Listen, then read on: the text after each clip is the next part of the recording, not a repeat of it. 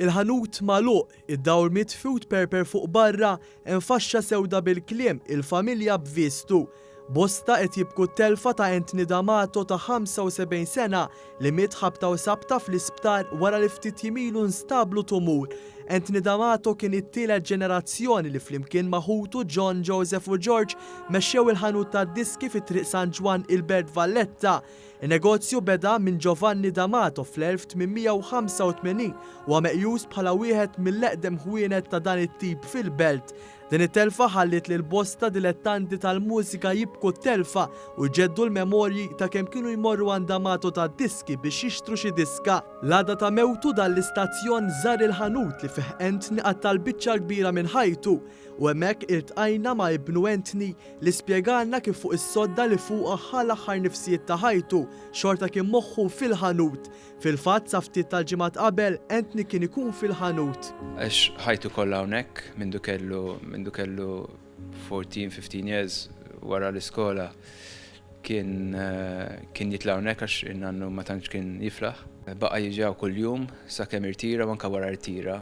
Baqa jiġi every now and then jitina daqqatit moħħu baqa mispeċi ta' hawnhekk sakemm anke l-isptar moħħu faw kif sejrin x'qegħdin nagħmlu kollox. Fil-waqt li bidmuh fajneħ, Anthony rakkuntalna memorja ta' meta kien għadu ċkejken jilab fil-ħanut tal-mużika għalilna kemm missieru kellu passjoni biex iservi lin-nies. Ili niġi hawn mindu kont fil-buggy, fis-sens nipprova nagħmel ballun bil-karti u bil-kartun kienu konna ħafna kaxxi isfel u anka ġili konna nilabu futbol hawnhekk u l-papa ġili kien niftakru dejjem jaqdi n-nies u jipprova jgħinhom għax iktar kien iħares hawnhekk iktar minn li bħala business iktar bħala servizz.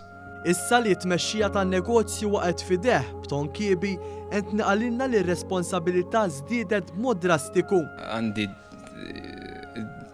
obbligu jew duty li inkompli il-legacy li kien speċi ta' parti sostanzjali minnaw ta' 60 sena fuq 60 sena ta' ħajtu għaw ġew.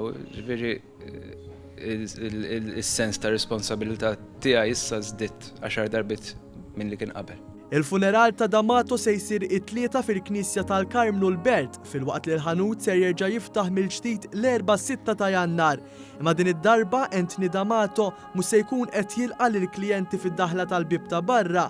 Bil-mewt ser tara r-raba' ġenerazzjoni tieħu tmexxija tal-ħanut ta' D'Amato tad-diski.